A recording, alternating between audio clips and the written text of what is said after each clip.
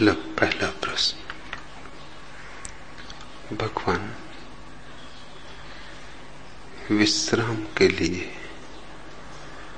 अनंत आकाश में उड़ने वाला पक्षी घास का छोटा सा घोंसला बनाता है और विश्राम के लिए आदमी ने पहले गुफा खोजी और फिर झोंपड़ा और मकान बनाया, और आप आज अनहद में विश्राम की चर्चा शुरू कर रहे हैं। भगवान, यह अनहद में विश्राम क्या है, यह हमें समझाने की कृपा करें।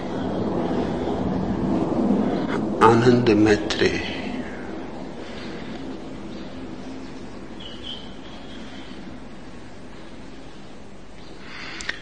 विश्राम के लिए पक्षी घोंसला बनाए, इसमें तो कुछ भी अड़चन नहीं, क्योंकि घोंसले में किया गया विश्राम आकाश में उड़ने की तैयारी का अंग है। आकाश से विरोध नहीं है घोंसले का, घोंसला सहयोगी है, परिपूरक है। सतत तो कोई आकाश में उड़ता नहीं रह सकता, देह तो थकेगी, देह को विश्राम की जरूरत भी पड़ेगी। इसलिए घोंसला शुभ है, सुंदर है, सुखद है। इतना ही स्मरण रहे कि घोंसला आकाश नहीं है, सुबह उड़ जाना है, रैन बसेरा है। लक्ष्य तो आकाश ही है, घोंसला पड़ाव है, गंतव्य है, मंजिल वह तो अनंत आकाश है, वह तो सीमाओं के पार जाना है। क्योंकि जहां तक सीमा है वहां तक दुख है, सीमा ही दुख है। सीमा में होना अर्थात कारागृह में होना। जितनी सीमाएं होंगी उतना ही आदमी जंजीरों में होगा। सब सीमाएं टूट जाएं तो सब जंजीरें गिर जाएं। कारागृह से इस मुक्ति के उपाय का नाम ही धर्म है। संसार का अर्थ है कारागृह से चिपट जाना, कारागृह को पकड़ लेना, जंजीरों को आभूषण समझ लेना। तोड़ने की तो बात दूर, कोई तोड़े तो उसे तोड़ने न देना। सपनों को सत्य समझ लेना और रास्ते के पड़ावों को मंजिल मानकर रुक जाना। बस संसार का इतना ही अर्थ है। संसार ना तो दुकान में है, न बाजार में, न परिवार में, न संबंधों में। संसार है इस भ्रांति में जो पड़ाव को मंजिल मान लेती है। संसार है इस अज्ञान में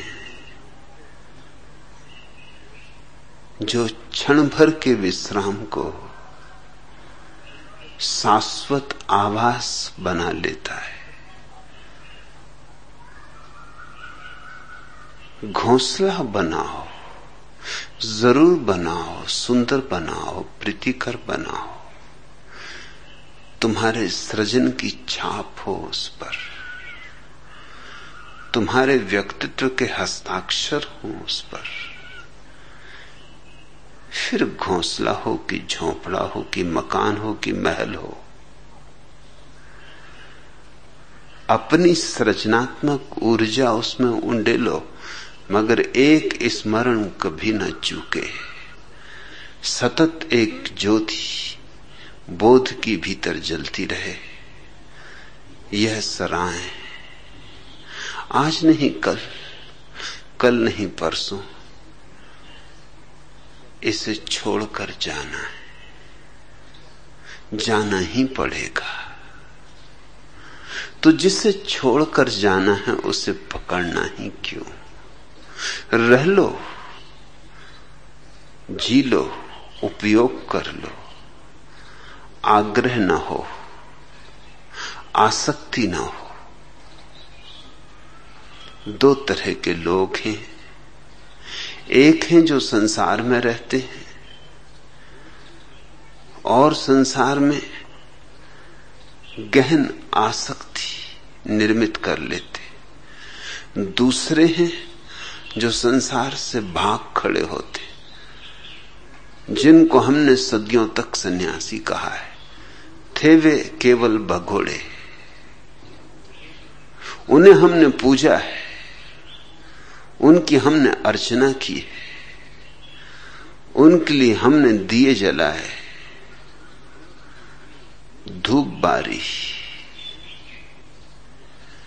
उनके ऊपर हमने फूल चढ़ाए, केसर छिड़की,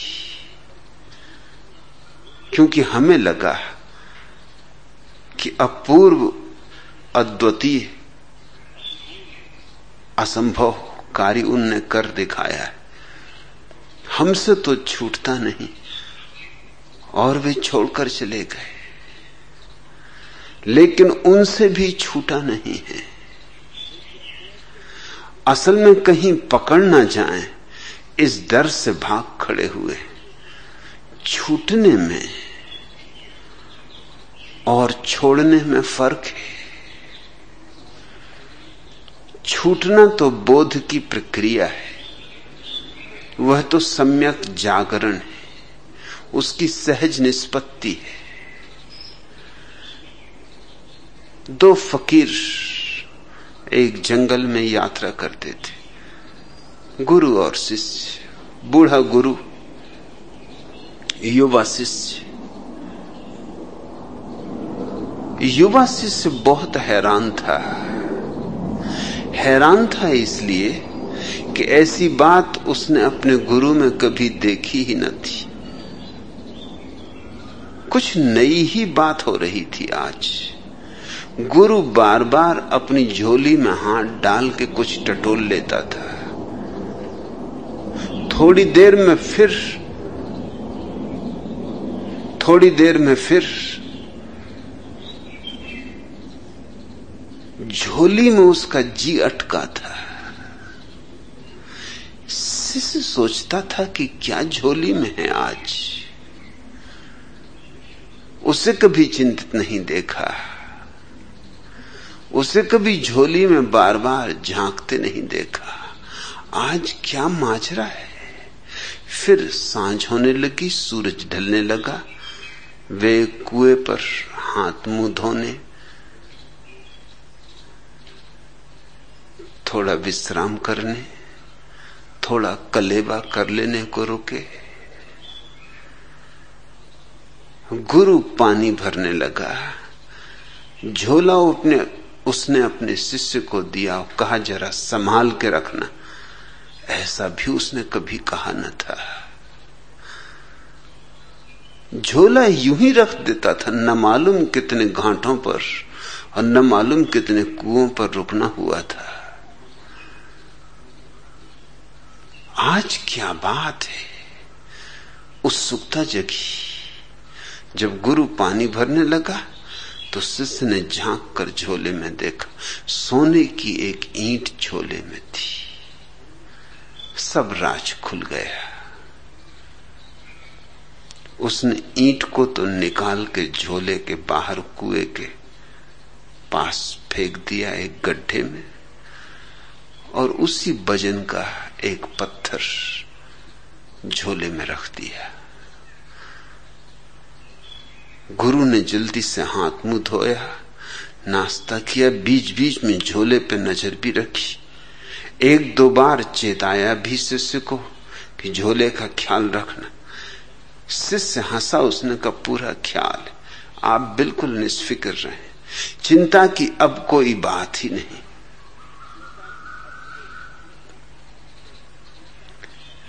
जैसे ही निपटे चलने को आगे बढ़े, गुरु ने जल्दी से झोला वापस ले लिया। अक्सर तो यूं होता था कि झोला शिष्य को ही ढोना पड़ता था। आज गुरु शिष्य पर झोले का बोझ डालने को राजी न था। जल्दी से झोला अपने कंधे पे ले लिया, बाहर से ही टटोल कर देखा वजन पूरा है, ईंट भीतर है, निश्चिंत हो चलने लगा। फिर बार बार कहने लगा, रात हुई जाती है, दूर किसी गांव का टिमटिमाता दिया भी दिखाई पड़ता नहीं, जंगल है, अंधेरा है, अमावस है, चोर लफंगे लुटेरे, कोई भी दुर्घटना घट सकती है। जब भी गुरु ये कहे, शिष्य हंसे। आखिर गुरु ने 2 मील चलने के बाद पूछा कि तू हंसता क्यों है? शिष्य ने कहा, मैं इसलिए हंसता हूं कि अब आप बिल्कुल निश्चिंत हो जाएं। आपकी चिंता का कारण तो मैं कुएं के पास ही फेंक आया हूं। तब घबरा के गुरु ने झोले में हाथ डाला, देखा तो पत्थर था, सोने की ईंट तो जा चुकी थी। क्षण भर को तो सदमा लगा, छाती की धक धक रुक गई होगी, श्वास ठहरी की ठहरी रह गई होगी, लेकिन फिर बोध भी हुआ। बोध ये हुआ कि 2 मील तक झोले में तो पत्थर था, लेकिन मैं यूं मानकर चलता रहा कि सोने की ईंट, तो मोह बना रहा। जिंदगी भर भी अगर मैं ये मान के चलता रहता कि सोने की ईंट, तो मोह बना रहता। मोह ईंट में नहीं था, मेरी भ्रांति में था। मोह ईंट में होता तो इन 2 मीलों तक मोह के होने का कोई कारण न था, चिंता की कोई वजह न थी। मेरी आसक्ति मेरे भीतर थी, बाहर की ईंट में नहीं। जिंदगी भर भी आसक्त रह सकता था अगर ये भ्रांति बनी रहती कि ईंट सोने की है, और तत्क्षण भ्रांति टूट गई जैसे ही जाना कि ईंट पत्थर की है। झोला वहीं गिरा दिया, खिलखिला के हंसा, वहीं बैठ रहा, कहा अब कहां जाना है, अब गांव वगैरह खोजने की कोई जरूरत नहीं, वैसे ही बहुत थके, अब आज रात इसी वृक्ष के नीचे सो रहेंगे। शिष्य ने कहा, अंधेरा है, अमावस है, चोर हैं, लुच्चे हैं, लफंगे हैं, लुटेरे हैं। गुरु ने कहा, रहने दे, अब कुछ भेद नहीं पड़ता। अब अपने पास ईंट ही नहीं, अपने पास सोना ही नहीं, तो लूटने वाला भी क्या लूटेगा। इसे मैं छूटना कहता हूं। छोड़ा नहीं, छूटा। एक बोध जगा, एक समझ गहरी हुई, एक बात साफ हो गई कि सब उपद्रव भीतर है, बाहर नहीं। बाहर तो सिर्फ बहाने हैं, निमित्त, खूंटियां, जिन पर हम अपने भीतर के उपद्रव टांग देते, फिर धन हो, पद हो, प्रतिष्ठा हो, परिवार हो, परिजन हो, मित्र हो, देह हो, मन हो, कोई भी बहाना काम दे देगा। लेकिन अगर भीतर टांगने को ही कुछ न बचा हो तो फिर सब बहाने रहे आए, क्या फर्क पड़ता है? फिर बाजार में बैठो कि मरघट में, बराबर है। वे जो भगोड़े हैं उनसे संसार छूटा नहीं, उन्होंने छोड़ा है। और दोनों शब्दों में उतना ही भेद है जितना जमीन और आसमान में। छूटना तो बोध से होता है, छोड़ना भय से होता है। भय और बोध का क्या नाता, क्या संबंध? वे तो विपरीत हैं, उनका तो कभी मिलन होता ही नहीं। बोध और भय, भय तो पलता है अंधेरे में और बोध जगता है उजेले में। बोध है सुबह और भय है अमावस की रात। दोनों का कैसा मिलन? वे जो भाग गए हैं छोड़कर, छिप गए हैं जाकर पहाड़ियों में, गुफाओं में, वे सिर्फ भयभीत हैं, डरे हुए। डर है कि संसार में अगर रहे तो आसक्ति पकड़ लेगी, मगर संसार ने कभी किसी को पकड़ा है? तुम कल न मरो, आज मर जाओ तो संसार तुम्हें क्षण भर न रोकेगा कि न जाओ, कि ठहरो, कि कुछ देर तो ठहरो, तुम्हारे बिना कैसे चलूंगा, कि तुम्हारे बिना सब अस्त व्यस्त हो जाएगा, अराजकता हो जाएगी। तुम नहीं तो फिर जिंदगी कहां?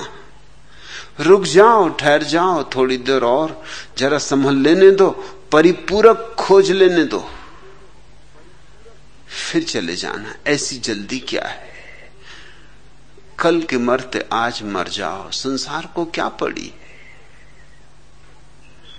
कुछ अंतर ही नहीं पड़ता। कितने लोग आए, कितने लोग गए, कितने लोग आते रहे जाते रहे, कितने लोग आते रहेंगे जाते रहेंगे। संसार अपनी जगह है, संसार तुम्हें पकड़ता नहीं, तुम संसार को पकड़े हुए हो। इसलिए छोड़कर कहां भाग रहे हो? अगर पकड़ने की आदत तुम्हारी है तो तुम्हारे साथ चली जाएगी। उसे कैसे छोड़ोगे? वह तो भीतर है। तो हो सकता है महल छोड़ दो, झोंपड़ा पकड़ लोगे, सिंहासन छोड़ दो, लंगोटी पकड़ लोगे, तिजोरियां छोड़ दो, भिक्षा पात्र पकड़ लोगे, राज्य छोड़ दो, कुछ अंतर ना पड़ेगा। एक वृक्ष के नीचे बैठ रहोगे, उस पर कब्जा कर लोगे कि ये मेरा वृक्ष, इसके नीचे कोई और अड्डा ना जमाए, किसी और की धुनी ना लगे। पकड़ोगे तुम जरूर, क्योंकि पकड़ कहीं यूं जाती है। पकड़ तो केवल समझ से जाती। इसलिए मैं अपने सन्यासी को कहता हूं, भागना मत। भागना है भय,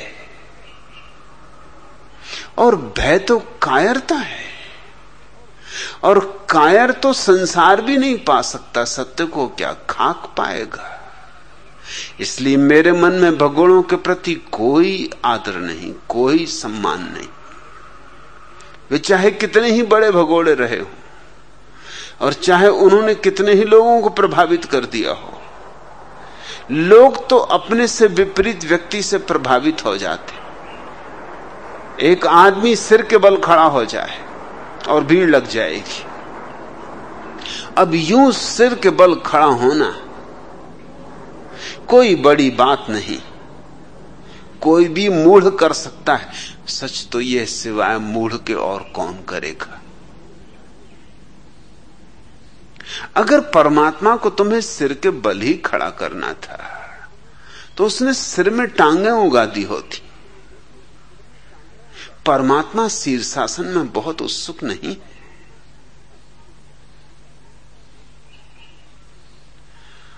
अगर परमात्मा को ही तुम्हें कांटों की सेज पे लिटाना होता तो तुम्हारे साथ ही कांटों की सेज भेजती होती, इंतजाम कर दिया होता। उसने तुम्हारे प्रवास के लिए पूरा इंतजाम करके भेजा है। अगर परमात्मा उत्सुक होता तुम्हारे उपवासों में तो उसने तुम्हें भूखा रखने की कला ही सिखा दी होती। अरे जो भूख दे सका वो भूखापन नहीं दे सकता था। अगर परमात्मा उत्सुक होता कि तुम छोड़ दो परिजन, तुम छोड़ दो मित्रजन, तुम छोड़ दो परिवार, तुम छोड़ दो लोग, तो तुम्हें परिवार में और परिजनों में मित्रों में पैदा ही क्यों करता? यूं ही जैसे आकाश से वर्षा होती तुम भी बरस गए होते। जॉर्ज गुरजिएफ कहा करता था कि तुम्हारे महात्मा, तुम्हारे सभी महात्मा परमात्मा के दुश्मन मालूम होते। परमात्मा एक काम करता है, तुम्हारे उससे उल्टा काम करने को बताते। लेकिन राज है, राज यह है कि परमात्मा तो तुम्हें सहज स्वाभाविक बनाता है, महात्मा तुम्हें असहज अस्वाभाविक बनाते हैं, क्योंकि असहज अस्वाभाविक होकर ही तुम आकर्षण के बिंदु बनते हो। लोगों के लिए तुम्हारे प्रति सम्मान तभी पैदा होगा जब तुम कुछ उल्टा करो। अमेरिका में एक विचारक हुआ रॉबर्ट रिपले, वो प्रसिद्ध होना चाहता था। कौन प्रसिद्ध नहीं होना चाहता? चाहता था सारी दुनिया उसे जान ले। गांव में एक बहुत बड़ा सर्कस आया हुआ था। सोचा उसने कि सर्कस इतना प्रसिद्ध है, जग जाहिर है, इसके मैनेजर को जरूर कुछ सूत्र पता होंगे प्रसिद्धि के। तो मैनेजर से उसने अलग से मुलाकात ली और कहा कि मुझे भी कुछ राज बताओ, मैं भी प्रसिद्ध होना चाहता हूं। मैनेजर ने यूं ही मजाक में कहा, सर्कस का ही मैनेजर था, धंधा ही मजाक का था, तमाशबीनी का था। उसने कहा इसमें क्या खास बात है, तुम अपने सिर के आधे बाल कटा लो और चुपचाप बिना कुछ बोले जमीन पर टकटकी बांधे पूरे न्यूयॉर्क की सड़कों पर चक्कर काटते रहो। 3 दिन बाद आना। 3 दिन बाद वो आया तो साथ में अखबारों की बहुत सी कटिंग भी लाया, क्योंकि अखबारों में तस्वीरें ही छप गई। चर्चा हो गई गांव में, घर घर में कि कौन है आदमी आधे सिर के बाल कटाए हुए, कौन प्रसिद्ध ना हो जाएगा। रिप्ले ने मैनेजर को बहुत धन्यवाद दिया और कब आगे के लिए कुछ और बताएं। न्यूयॉर्क में तो जलवा हो गया, डुंडी पिट गई। एक बच्चा ऐसा नहीं है जो न जानता हो। गांव गांव आसपास भी खबर फैलने लगी। मैनेजर ने कब तुम ऐसा करो, एक बड़ा आईना खरीदो, उस आईने को अपनी कमर पर बांध लो, आईने में देखो तो पीछे का रास्ता दिखाई पड़ेगा और बस पीछे की तरफ चलो, आगे की तरफ नहीं। और सारी अमेरिका का चक्कर लगा डालो। और रिप्ले ने वही किया और चक्कर पूरा होते होते अमेरिका में नहीं सारी दुनिया में प्रसिद्ध हो गया ये कौन आदमी। और उससे कहा तू बिल्कुल चुप रहना, बोलना है ही नहीं, जितना चुप रहेगा उतना ही अच्छा, बोले तो कहीं बात ना खुल जाए।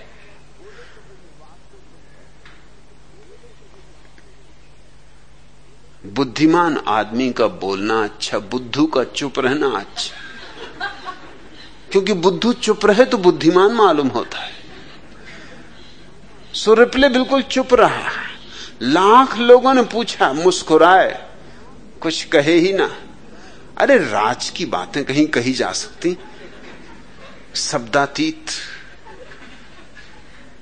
कहो भी तो कैसे कहो, अनिर्वचनीय। प्रवचन से तो मिलती नहीं, बोलने से तो मिलती नहीं, कहने से तो कही नहीं जाती, हस्तांतरणी नहीं। कोई जानने वाला ही जान ले तो जान ले। और मजा तो तब हुआ जब रिप्ले ने पाया कि कुछ उसके शागिर्द भी पैदा हो गए, उसके पीछे पीछे चलने लगे। उन्होंने भी छोटी छोटी व्यवस्थाएं कर ली, जिससे जैसा दर्पण बन सका ले आया। अकेला नहीं, अब रिप्ले की एक कतार चलने लगी और वो भी सब चुप। अरे जब गुरु ही चुप तो शिष्य भी चुप।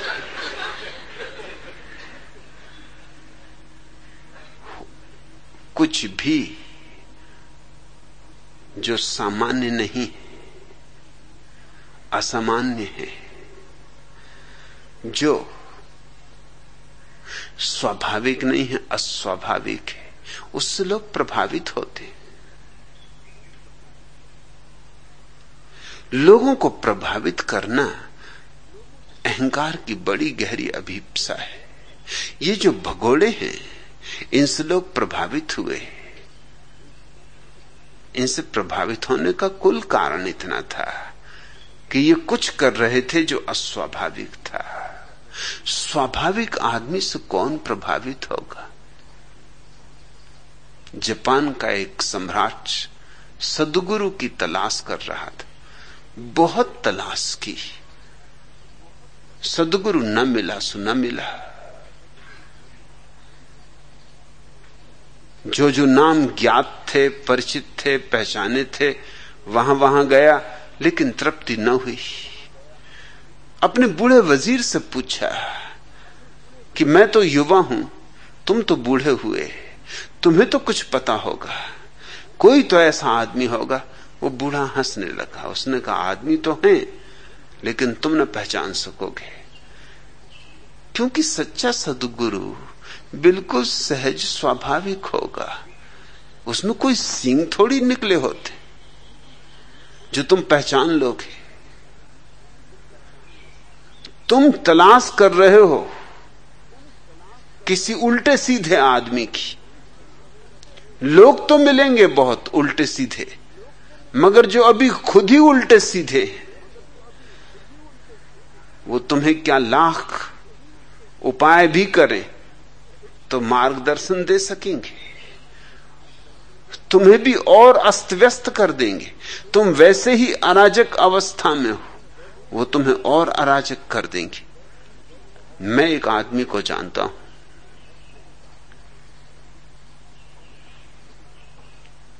सम्राट तो उत्सुक था, वजीर को कहा मैं चलने को राजी हूं।